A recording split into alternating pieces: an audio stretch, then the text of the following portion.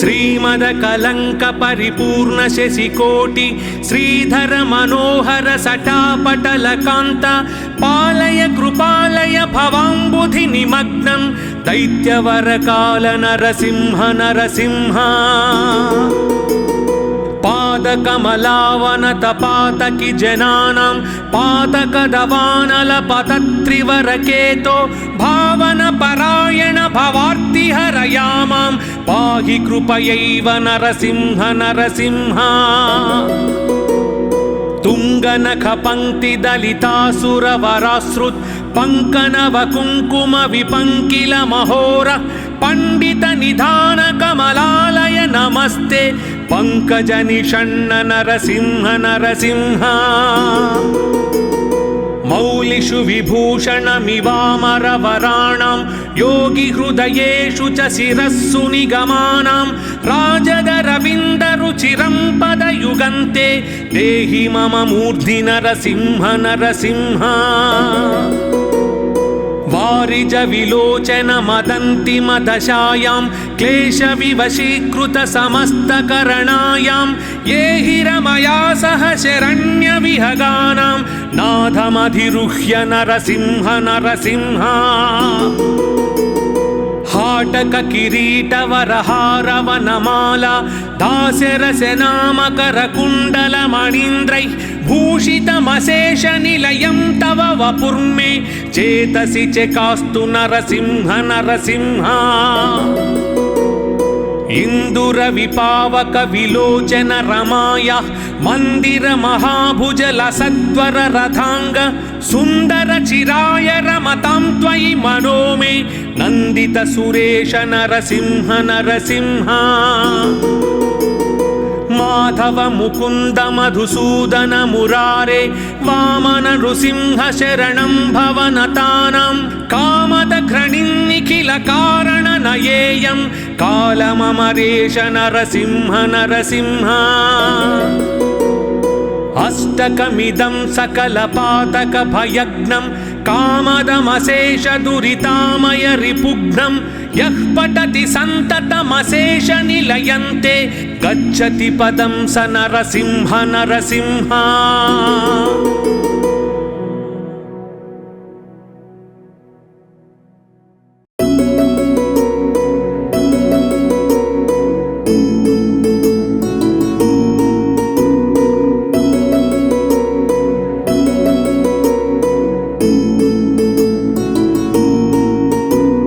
श्रीमदकलंक परिपूर्ण शशिकोटि श्रीधर मनोहर सटापटलकान्त पालय कृपालय भवाम्बुधि निमग्नं दैत्यवरकाल नरसिंह नरसिंह पादकमलावनत पातकि जनानां पातकदवानलपतत्रिवरकेतो भावन परायण भवार्तिहरयामां पाहि कृपयैव नरसिंह नरसिंह तुंगनख पंक्ति दलितासुरवराश्रुत पंकनव कुंकुम विपंकिल महोर पंडित निधान कमलालय नमस्ते पंकज निषण्ण नरसिंह नरसिंह मौलिषु विभूषणमिवामरवराणां योगी हृदयेषु च शिरस्सु निगमानां राजदरविन्दरुचिरं पदयुगन्ते देहि मम मूर्धि नरसिंह नरसिंह वारिज विलोचन मदन्ति मदशायां क्लेश विवशीकृत समस्तकरणायां ये हिरमया सह शरण्य विहगानां नाथमधिरुह्य नरसिंह नरसिंह हाटक किरीट वरहारवनमाला दास्यरसनामकर कुण्डल मणीन्द्रैः भूषितमशेष निलयं तव वपुर्मे चेतसि चेकास्तु नरसिंह नरसिंह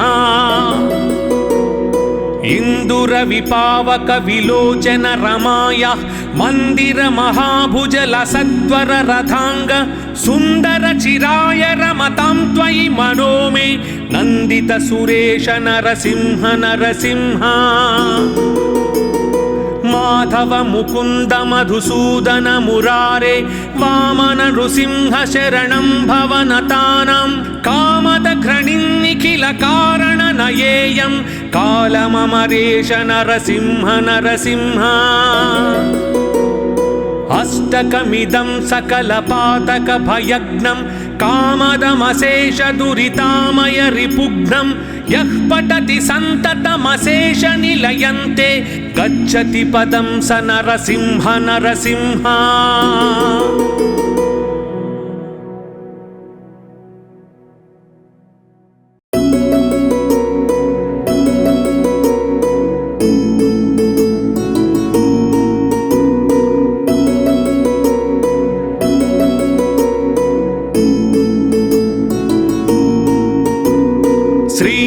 कलंक परिपूर्ण शशिकोटि श्रीधर मनोहर सटापटल कांत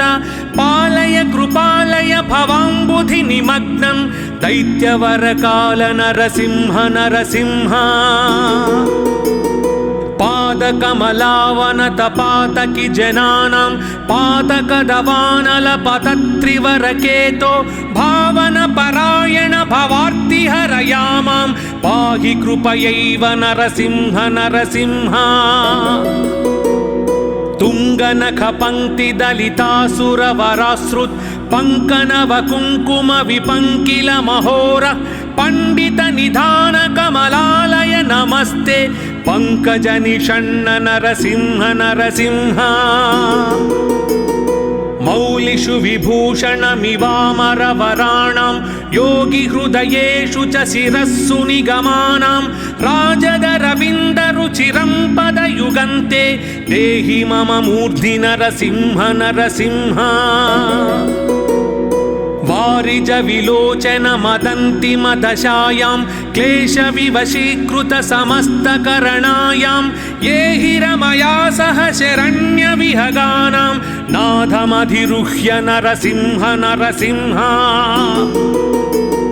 हाटक किरीटवरहारवनमाला दास्यरसनामकर कुण्डल मणीन्द्रैः भूषितमशेष निलयं तव वपुर्मे चेतसि चकास्तु नरसिंह नरसिंह इंदुर विपावक विलोचन रमाया मंदिर महाभुजल सत्वर रथांग सुंदर चिराय रमतां त्वयि मनो मे नंदित सुरेश नरसिंह नरसिंह माधव मुकुंद मधुसूदन मुरारे वामन नृसिंह शरणं भवनतानां कामद घृणिन्निखिल कारण नयेयं कालममरेश नरसिंह नरसिंह अष्टकमिदं सकलपातक भयग्नं कामदमशेष दुरितामय रिपुघ्नं यः पठति सन्ततमशेष निलयन्ते गच्छति पदं स नरसिंह नरसिंह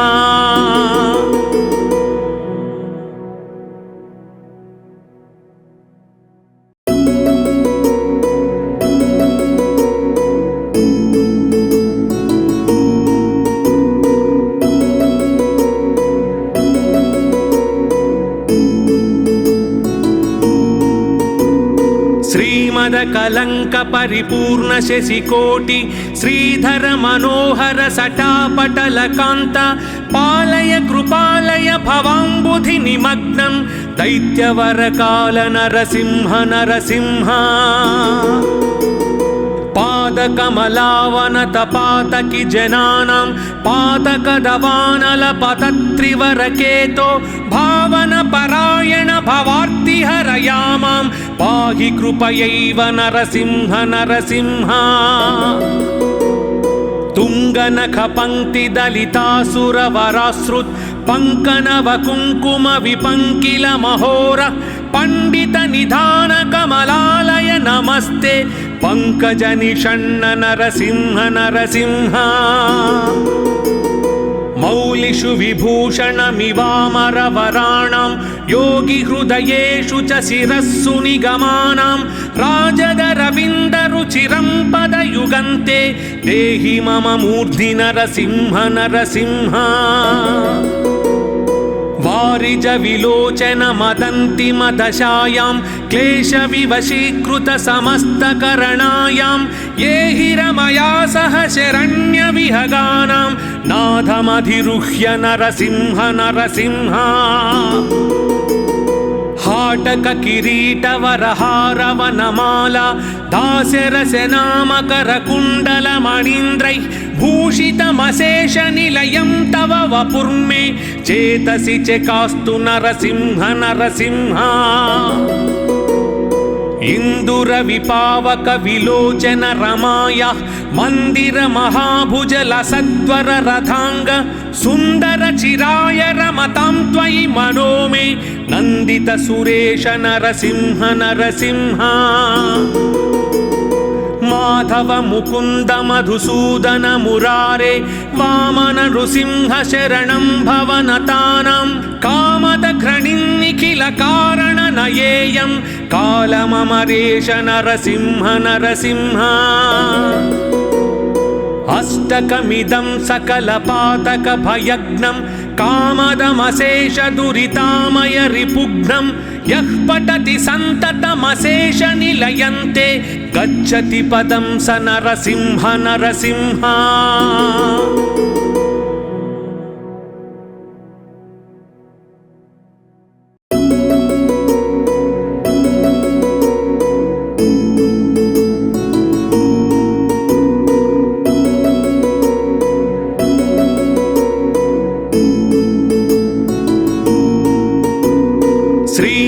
कलंक परिपूर्ण शशिकोटि श्रीधर मनोहर सटापटल कांत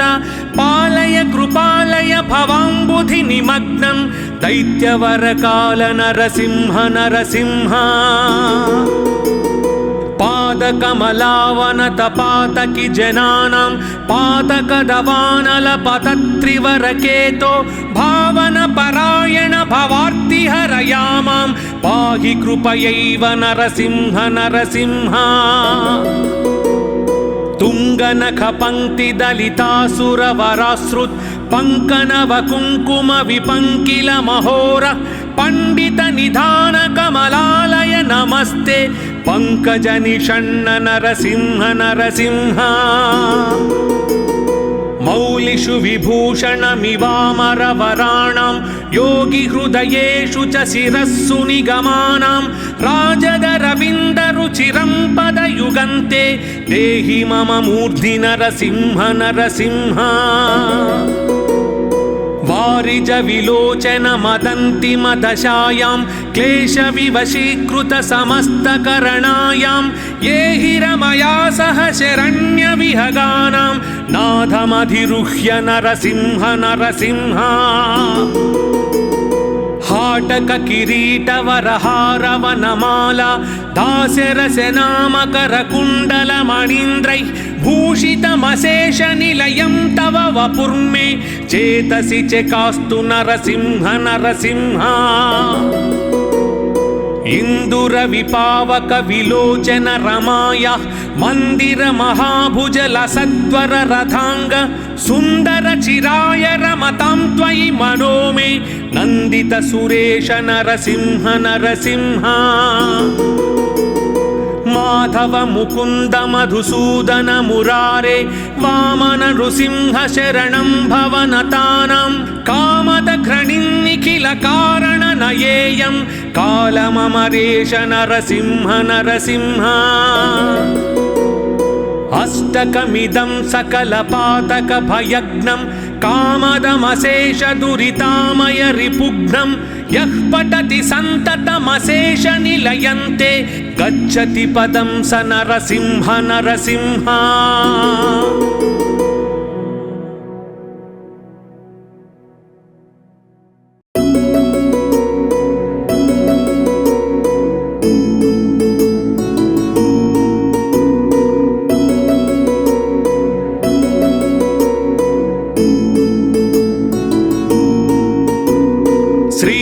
कलंक परिपूर्ण शशिकोटि श्रीधर मनोहर सटापटल कांत पालय कृपालय भवांबुधि निमग्नं दैत्यवर काल नरसिंह नरसिंह पादकमलावनतपातकि जनानां पातकदवानलपतत्रिवरकेतो भावनपरायण भवार्तिहरयामां पाहि कृपयैव नरसिंह नरसिंह तुङ्गनखपङ्क्तिदलितासुरवरासृत् पङ्कनवकुङ्कुमविपङ्किलमहोर पण्डितनिधानकमलालय नमस्ते पङ्कजनिषण्ण नरसिंह नरसिंह मौलिषु विभूषणमिवामरवराणां योगिहृदयेषु च शिरस्सु निगमानां राजदरविन्दरुचिरं पदयुगन्ते देहि मम मूर्ध्नि नरसिंह नरसिंह वारिज विलोचन मदन्ति मदशायां क्लेशविवशीकृत समस्तकरणायां ये हिरमया सह शरण्यविहगानां नाथमधिरुह्य नरसिंह नरसिंह हाटक किरीटवरहारवनमाला दास्यरसनामकरकुण्डलमणीन्द्रैः भूषितमशेषनिलयं तव वपुर्मे चेतसि चेकास्तु नरसिंह नरसिंह इन्दुरविपावक विलोचन रमाया मन्दिर महाभुजलसत्वर रथांग सुन्दर चिराय रमतां त्वयि मनो मे नन्दित सुरेश नरसिंह नरसिंह माधव मुकुन्द मधुसूदन मुरारे वामन नृसिंह शरणं भवनतानां कामद घृणिन्निखिल कारण नयेयं कालममरेश नरसिंह नरसिंह अष्टकमिदं सकलपातक भयग्नं कामदमशेष दुरितामय रिपुघ्नं यः पठति सन्ततमशेष निलयन्ते गच्छति पदं स नरसिंह नरसिंह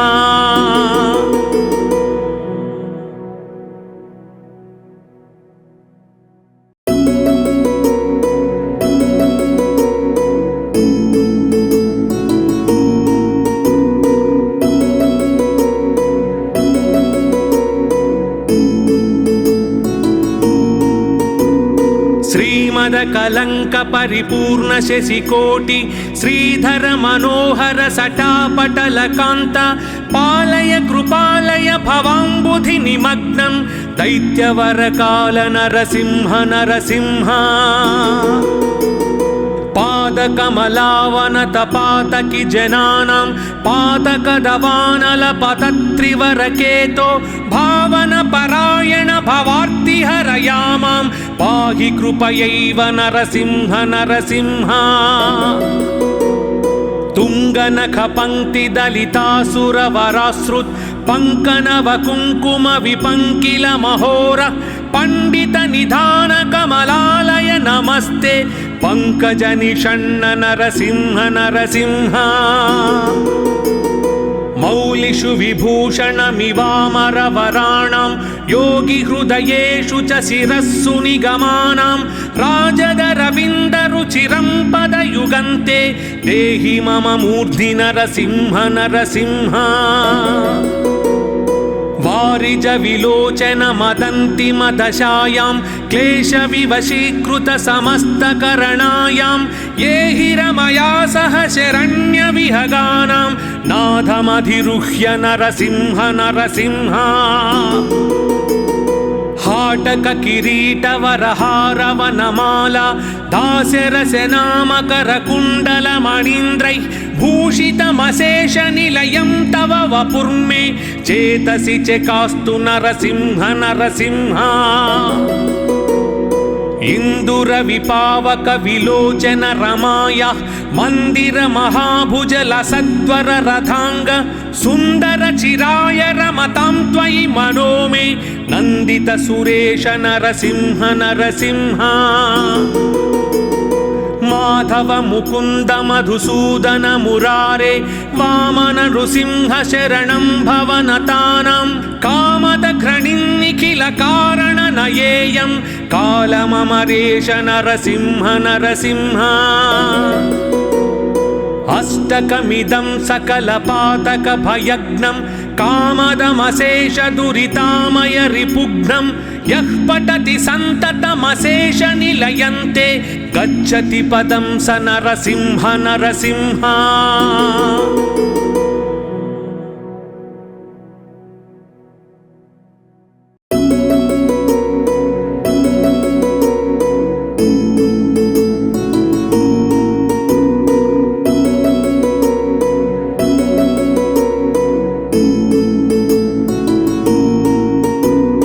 श्रीमदकलङ्क परिपूर्ण शशिकोटि श्रीधर मनोहर सटापटलकान्त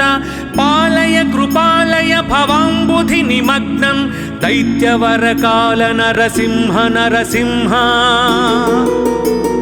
पादकमलावनतपातकि जनानां पातकदवानलपतत्रिवरकेतो भावनपरायण भवार्तिहरयामां पाहि कृपयैव नरसिंह नरसिंह।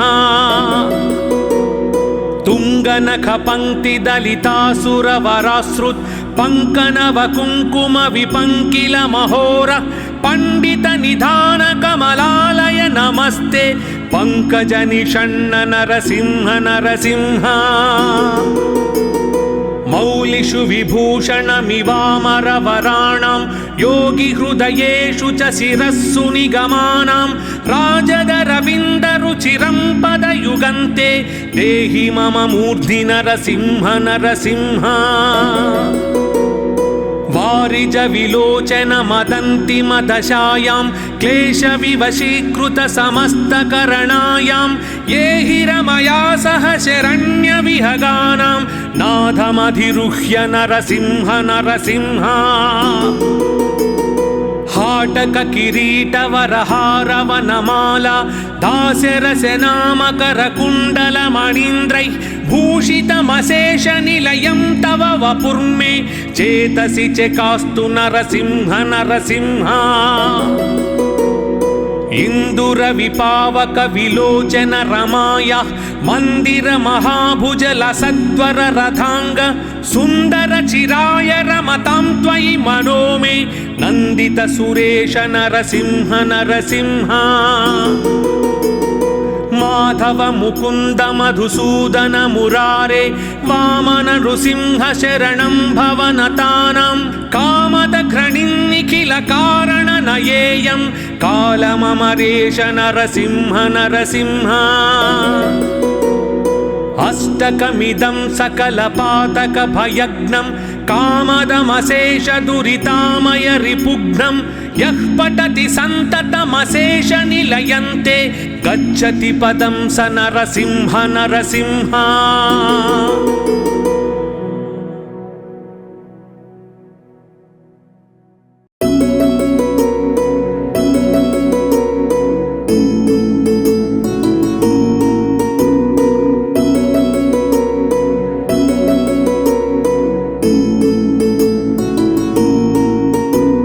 श्रीमदकलङ्क परिपूर्ण शशिकोटि श्रीधर मनोहर सटापटलकान्त पालय कृपालय भवाम्बुधि निमग्नं दैत्यवरकाल नरसिंह नरसिंह। पादकमलावनतपातकि जनानां पातकदवानलपतत्रिवरकेतो भावनपरायण भवार्तिहरयामां पाहि कृपयैव नरसिंह नरसिंह। तुङ्गनखपङ्क्तिदलितासुरवराश्रुत् पङ्कनवकुङ्कुमविपङ्किलमहोर पण्डितनिधानकमलालय नमस्ते पङ्कजनिषण्ण नरसिंह नरसिंह। मौलिषु विभूषणमिवामरवराणां योगिहृदयेषु च शिरस्सु निगमानां राजदरविन्दरुचिरं पदयुगन्ते देहि मम मूर्धि नरसिंह नरसिंह। वारिज विलोचन मदन्ति मदशायां क्लेशविवशीकृत समस्तकरणायां ये हिरमया सह शरण्यविहगानां नाथमधिरुह्य नरसिंह नरसिंह। हाटक किरीट वरहारवनमाल दास्यरसनामकर कुण्डल मणीन्द्रैः भूषितमशेष निलयं तव वपुर्मे चेतसि चकास्तु नरसिंह नरसिंह इंदुर विपावक विलोचन रमाय मंदिर महाभुजल सत्वर रथांग सुंदर चिराय रमतां त्वयि मनो मे नंदित सुरेश नरसिंह नरसिंह माधव मुकुंद मधुसूदन मुरारे वामन नृसिंह शरणं भवनतानां कामद घृणिन्निखिल कारण नयेयं कालममरेश नरसिंह नरसिंह अष्टकमिदं सकलपातक भयग्नं कामदमशेष दुरितामय रिपुघ्नं यः पठति सन्ततमशेष निलयन्ते गच्छति पदं स नरसिंह नरसिंह